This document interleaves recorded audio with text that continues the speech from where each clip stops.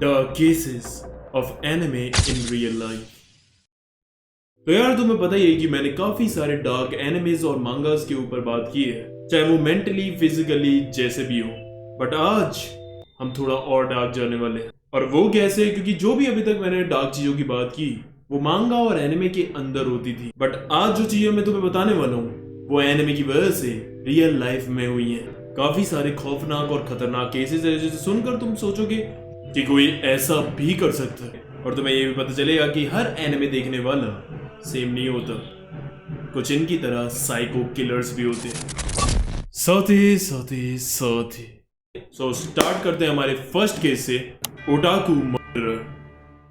So Japan में 1988 से 1989 के बीच में 4 ऐसे मर्डर्स हुए जिसने पूरे जापान को हिला कर रख दिया था। उन चारों के चारों को बहुत ही बुरी तरह मारा गया था, और वो चारों की चारों विक्टिम छोटी बच्चियां थी जो कि 4 से 7 साल के बीच की थी। एंड जिसने ये क्राइम करा था उस किलर का नाम था मियाजाकी सुतोमो, जो कि 27 साल का था। और इन्वेस्टिगेशन में ये भी पता चलता है कि मियाजाकी अपने विक्टिम्स को सेक्सुअली हैरेस भी करता था, उनका ब्लड भी पीता था, और यहाँ तक कि उनके बॉडी के पार्ट्स तक खाता था। और ये सब जो भी वो विक्टिम्स के साथ करता था, ये सब वो लेटर में लिखकर उनकी फैमिलीज को भेज देता था, यहाँ तक कि उनके बॉडी पार्ट्स भी। अब जब ये अपने 5th विक्टिम का मर्डर करने के लिए जा रहा होता है, तभी जो उस विक्टिम के पापा थे वो पुलिस को खबर कर देते हैं, और वो उससे पहले कुछ कर पाता उससे पहले ही पुलिस वाले आकर उसे पकड़ लेते हैं। अब इसके अरेस्ट होने के बाद पुलिस वालों ने जब इसका घर जाकर चेक करा तो वहां उन्हें 7663 वीडियो टेप्स मिली, जिसमें से सबसे ज्यादा मात्रा एनिमेज की थी, और उसमें भी हर तरह का जॉनरा था, डार्क, हॉरर, डिस्टर्बिंग, डिस्गस्टिंग, गोर।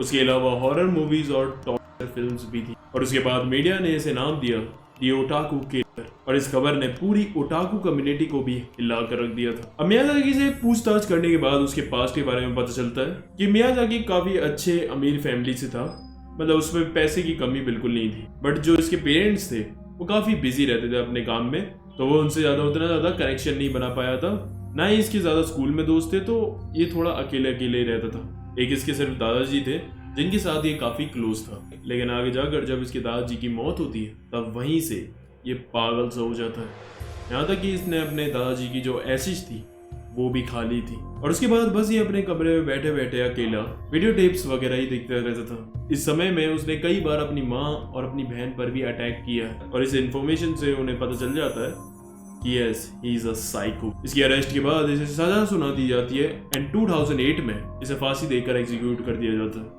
एंड बहुत ज्यादा डिस्टर्बिंग चीजें थी इस केस की जो मैंने अभी भी तुम्हें पता ही नहीं है। जो इसने किए थे ना वो 4 छोटी छोटी बच्चियों के, मैंने उसके बारे में पढ़ा, एंड भाई वो बहुत ज्यादा ब्रूटल और डिस्टर्बिंग थे, इसलिए मैंने नहीं बताया क्योंकि उससे तुम्हारा मूड भी खराब होता और यूट्यूब का तो पक्का हो जाता, और फिर ये वीडियो होती नहीं यहाँ पर सही में यार बहुत डिस्टर्बिंग था। पढ़ने के बाद भी मुझे ऐसा लग रहा था कि साला कौन उन छोटी छोटी बच्चियों को ऐसे मार सकता है। अच्छा हुआ साला मर गया।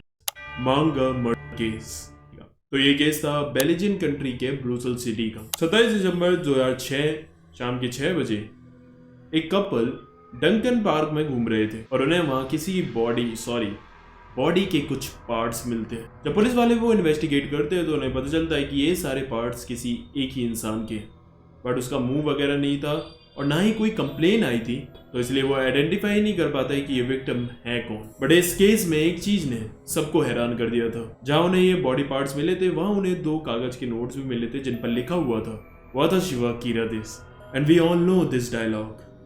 जिसको नहीं पता है तो इसका मतलब होता है मैं ही हूँ कीरा, इट्स फ्रॉम डेथ नोट। अब इसके बाद से वहां की मीडिया ने इसका नाम रख दिया था द मांगा केस।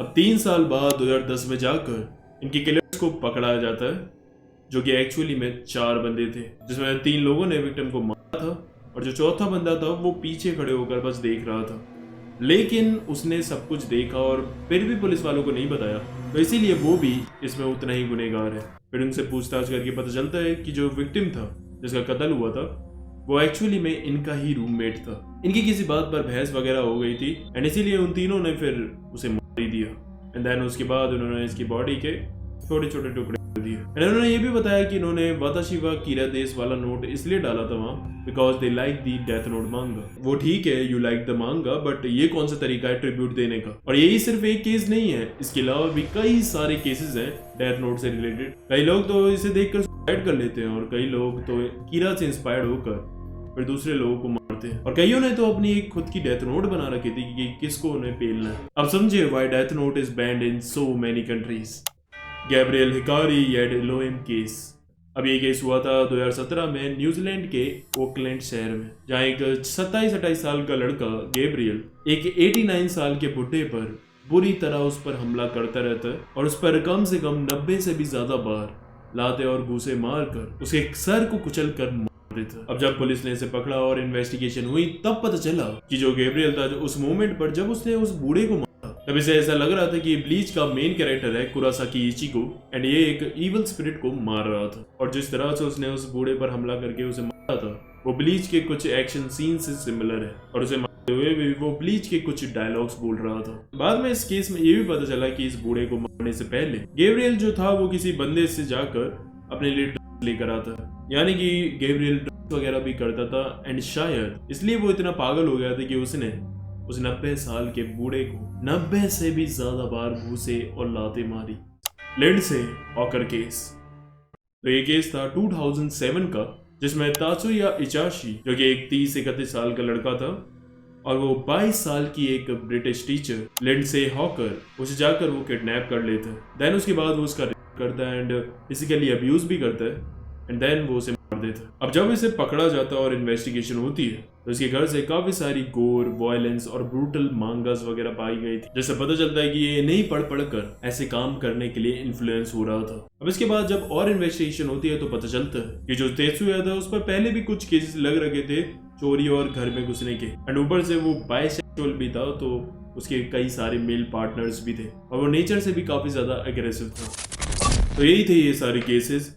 बट मैं एक बात साफ करना चाहूंगा कि ये सारे लोगों ने सिर्फ एनिमे के इन्फ्लुएंस में आकर ये क्राइम नहीं किए, इसलिए मैंने बात की इन्वेस्टिगेशन के बारे में भी बताया हर केस में। पहले केस में उस बंदे का पर्सनल चाइल्डहुड ट्रॉमा भी था, उसके दादा मरे उसका ट्रॉमा भी था, उसने अपनी माँ और बहन पर भी अटैक किया था और वो एनिमे के अलावा टॉर्चर फिल्म्स वगैरह भी देखता था।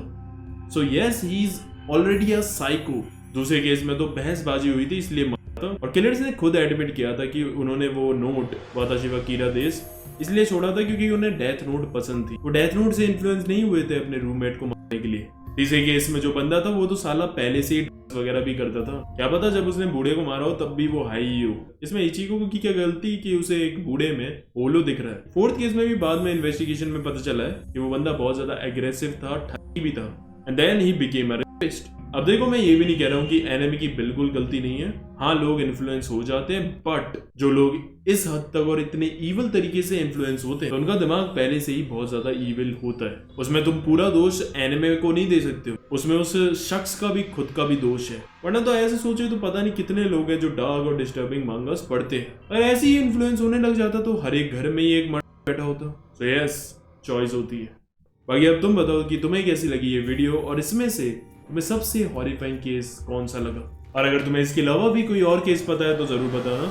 और हाँ बताना, बट वैसे वर्ड्स होते हैं ना उन्हें तुम स्टार या हैशटैग लगाकर कमेंट्स में लिखना, पूरा मत लिखना। और ये भी बताना कि अगला कौन से टॉपिक पे वीडियो बनानी चाहिए, क्योंकि मुझे सच में समझ नहीं आ रहा। सो या हेल्प मी। बाकी अगर तुम्हें ये वीडियो इंटरेस्टिंग लगी तो मैंने एक और रियल लाइफ साइकोपैथ के ऊपर वीडियो बनाई है, यहाँ क्लिक करके देख सकते हो, बहुत ही सही है, जाकर देखना जरूर। आज के लिए बस करते हैं, आरिगातो।